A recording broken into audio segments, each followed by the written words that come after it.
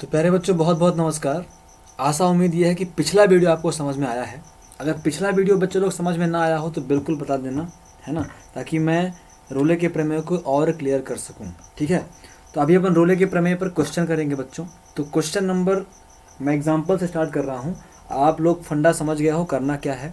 आपको इसी जितने प्रकार के मैंने फलन की चर्चा करी है उतने ही टाइप के फलन मिलेंगे। तो आप उसकी कंटिन्यूटी और डिफ्रेंशिएबिलिटी, मतलब सातत्यता और अवकलनीयता बड़े आराम से चेक कर सकते हो। ठीक है प्यारे बच्चों, अब अपन देखते हैं क्वेश्चन को स्टेप बाय स्टेप करना कैसे है। तो ये बहुत ईजी क्वेश्चन है। एग्जाम्पल नंबर फर्स्ट मैंने लिया है। कहता है रोले के प्रमेय की जांच f of x equal to x square minus 4x plus 3 के लिए अंतराल 1,3 में करिए। बंद अंतराल 1,3 में करिए। ठीक है प्यारे बच्चों, तो हल करके सबसे पहला काम बोलेंगे। हल करके बच्चों सबसे पहला काम क्या बोलेंगे हम बोलेंगे दिया है, गिवन है। क्या गिवन है बच्चों? गिवन है हमारे पास f ऑफ x एक ऐसा फलन है जिसकी वैल्यू है एक्स स्क्वायर और फिर माइनस का 4x और प्लस 3। ठीक है, ये फंक्शन हम अपने को दिया हुआ है। अब हमने आपको पहले बताया है कि आपको तीन चीज़ चेक करनी है, तीन स्टेप चेक करना है। सबसे पहला जो अंतराल है, तो बंद अंतराल 1,3 है, इसमें क्या हो बच्चों? संतत हो। पहला काम क्या चीज करना है? संततता चेक करनी है, कंटिन्यूटी चेक करनी है, इस बंद अंतराल में कंटिन्यू हो। दूसरी चीज चेक करनी है बच्चों कि जो इंटरवल दिया है उसमें ओपन इंटरवल, ओपन मतलब खुले अंतराल 1,3 में क्या हो बच्चों? अवकलनीय हो। क्या हो बच्चों? अवकलनीय हो। और तीसरी चीज चेक करनी है प्यारे बच्चों कि f ऑफ जो पहला है a1, मतलब अंतराल बच्चों ये क्या है? 1 और 3, मतलब ये a है और ये b है। हम बोलते हैं f of a is equal to f of b। तो यहाँ पे f ऑफ a के स्थान पे 1 है, तो f of 1 is equal to f of 3 हो जाए प्यारे प्यारे बच्चों। और जब ये तीन काम पूरे हो जाएं तब हम c की तलाश में निकलेंगे। ठीक है प्यारे बच्चों, तो आगे बढ़ते हैं। तो यहाँ पे क्या है? f of x equal to x square minus 4x plus 3। सबसे पहला काम है कि जो दिया गया अंतराल है उस बंद अंतराल क्लोज इंटरवल में हमें इसकी क्या चेक करनी है प्यारे बच्चों? इसकी सातत्यता मतलब कंटिन्यूटी चेक करनी है कि दिया गया फलन इस अंतराल में सातत्य है या नहीं है। हम बोलेंगे सिंस, है ना, हम बोलेंगे सिंस जो हमारा फलन है, सिंस हमारा जो फलन f of x is equal to x square minus 4x plus 3 है, x square minus 4x plus 3 है, एक बहुपदी फलन है। इंग्लिश मीडियम वाले बच्चे बोलेंगे इज आ पॉलिनोमियल फंक्शन। एक क्या है प्यारे बच्चों? बहुपदीय फलन है, मतलब इज आ पॉलिनोमियल फंक्शन, है ना। हम बोलेंगे कि सिंस बहुपदी फलन, जो बहुपदी फलन है ना, सभी बहुपदी फलन, बहुपदीय फलन, सभी बहुपदीय फलन क्या है प्यारे बच्चों? संतत होते हैं, संतत होते हैं। All polynomial functions are continuous, continuous. सभी बहुपदीय फलन क्या होते हैं बच्चों? संतत होते हैं, संतत होते हैं। इसलिए, है ना, इसलिए फलन, इसलिए, है ना, इसलिए फलन f of x is equal to x square minus 4x plus 3 अंतराल, है ना बच्चों, अंतराल, क्या अंतराल दिया है? इंटरवल, इंटरवल 1,3 में क्या होगा प्यारे बच्चों? संतत ही होगा, संतत ही होगा, है ना बच्चों। क्यों? ये सारे मान के लिए कंटिन्यूअस होता है, तो इस मान के लिए तो कंटिन्यूअस होगा ही होगा। इंग्लिश मीडियम वाले बच्चे बोलेंगे since f of x is equal to x square minus 4x plus 3 is a polynomial functions, therefore polynomial functions are continuous, so that function f of x equal to x square minus 4x plus 3 is continuous in closed interval 1,3। ठीक है प्यारे बच्चों, तो पहला काम हो गया, मतलब पहला जो है राइट हो गया, कंटिन्यूअस हो गया। अब नंबर 2 चेक करेंगे, है ना। सातत्यता चेक की हमने, इसको पॉइंट नंबर 1 बोल सकते हैं कि हम नंबर 1 चेक कर रहे हैं, सातत्यता।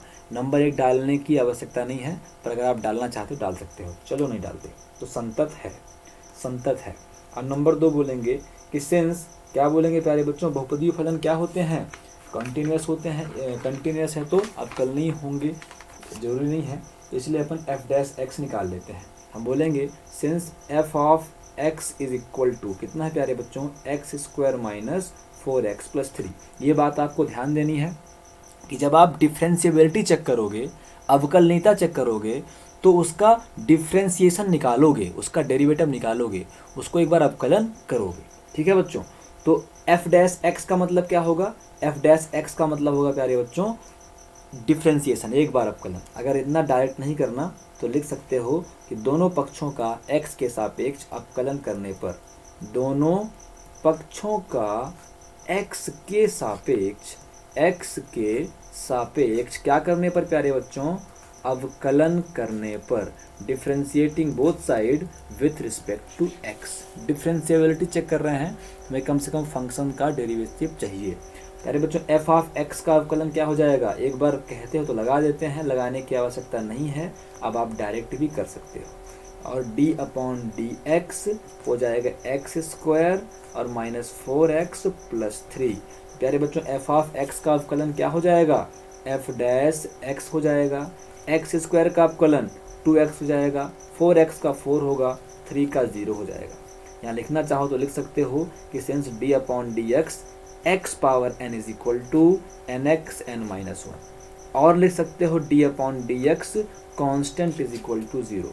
तो प्यारे बच्चों एफ डैश एक्स क्या है, ये है 2x और माइनस का 4। क्या है, 2x और माइनस का 4। तो एफ डैश एक्स मिल गया हमें 2x माइनस 4। अब चेक करें कि अवकलनीय है कि नहीं है। बच्चों कोई चीज़ मैथमेटिक्स में है, इसका मतलब उसका एग्जिस्टेंस है, इसका मतलब वो अस्तित्व में है। तो हर एक चीज़ तब तक अस्तित्व में होती है जब तक उसकी वैल्यू इनफाइनाइट ना हो जाए, तो प्यारे बच्चों 2x माइनस 4 मतलब अवकलन करने के बाद भी एक पॉलिनोमियल फंक्शन ही मिल रहा है, इसका मतलब ये इनफाइनाइट नहीं होगा।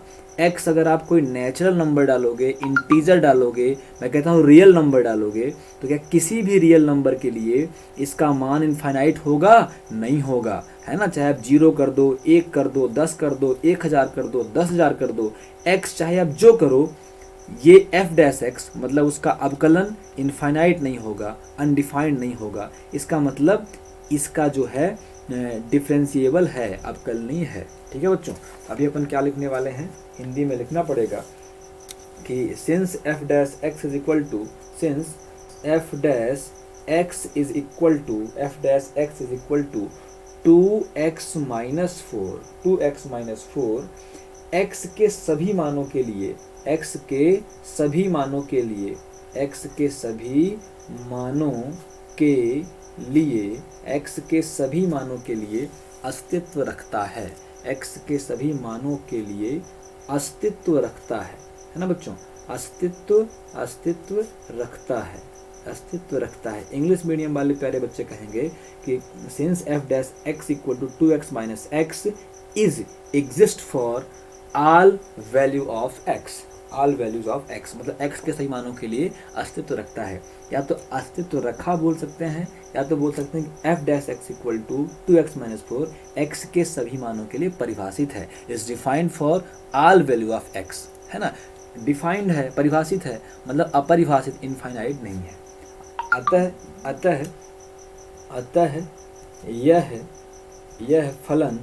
यह फलन, या फिर दिया गया फलन, अतः यह फलन, दिया गया फलन ओपन इंटरवल में चेक करते हैं बच्चों। ओपन इंटरवल 1,3 कंटिन्यूटी चेक होती है क्लोज्ड इंटरवल में, और डिफरेंशिएबिलिटी चेक होती है ओपन इंटरवल में। तो ओपन इंटरवल 1,3 में क्या है प्यारे बच्चों, अवकलनीय है। क्या है प्यारे बच्चों, अवकलनीय है, डिफरेंशिएबल है। ठीक है बच्चों, अब इसके बाद हमें क्या निकालना है, f of a is equal to f of b prove करना है। ठीक है, हम बोलेंगे कि since f of x is equal to, function क्या है हमारे पास जो फंक्शन है बच्चों वो है बुक से देख x square minus 4x plus 3, x square और माइनस 4x प्लस 3 है। ठीक है बच्चों, अब देखो हमारा इंटरवल क्या होता है, हमारा इंटरवल होता है बच्चों a कॉमा बी। अब इसमें इंटरवल दिया गया है 1,3, इसका मतलब बच्चों a इज इक्वल टू क्या है 1 है, और b इज इक्वल टू क्या है 3 है। मतलब जब मैं f ऑफ a की बात करूं, मतलब मैं f ऑफ 1 की बात कर रहा हूं। पहला मान, अंतराल का पहला मान a होता है और दूसरा मान b होता है। तो बच्चों क्या करेंगे अपन f ऑफ 1 निकाल लेंगे। तो f of 1 is equal to x के स्थान पे 1 आ गया, मतलब जहाँ जहाँ x है बच्चों वहाँ वहाँ मुझे 1 करना चाहिए। तो 1 का स्क्वायर माइनस 4 इंटू 1 और प्लस 3। तो f of 1 is equal to क्या मिला बच्चों 1 माइनस 4 प्लस 3। तो f ऑफ 1 मिल गया प्यारे बच्चों, हमें मिल जाएगा 0। तो f ऑफ 1 क्या मिल गया हमको 0 मिल गया। अब फिर से बोलेंगे since f of x is equal to x square minus 4x plus 3। तो f ऑफ b निकालना है, b मतलब 3, दूसरा मान f ऑफ 3।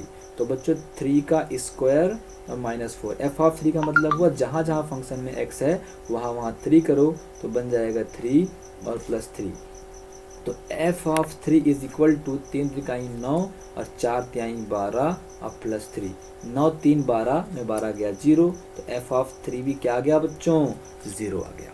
ठीक है, अभी अपन क्या बोल सकते हैं, अभी अपन बोल सकते हैं कि since f of 1 is equal to f of 3। हमने 3 कंडीशन देखी थी बच्चे। अगर दिया गया फलन संतत है, दिया गया फलन अवकलनीय है और f of a is equal to f of b है, तब हम c के तलाश में निकलते हैं। ठीक है बच्चों, तब हम c के तलाश में निकलते हैं। क्या लिखेंगे यहाँ पे, लिखेंगे अतः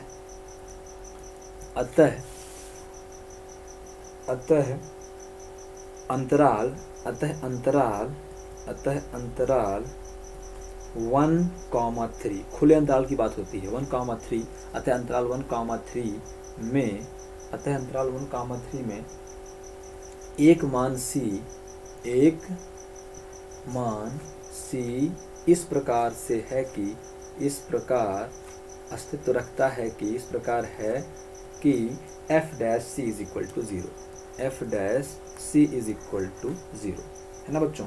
अपन बोलेंगे हमें काम किसका है, f डैश x का है।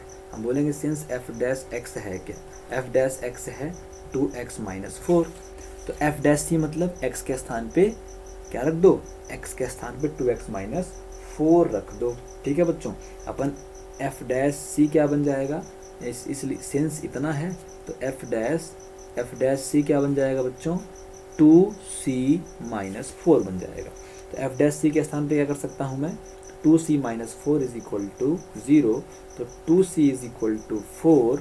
तो c इज इक्वल टू प्यारे बच्चों 4/2। तो c इज इक्वल टू 2 दूनी 4। तो c इज इक्वल टू क्या हो जाएगा 2 हो जाएगा, है ना।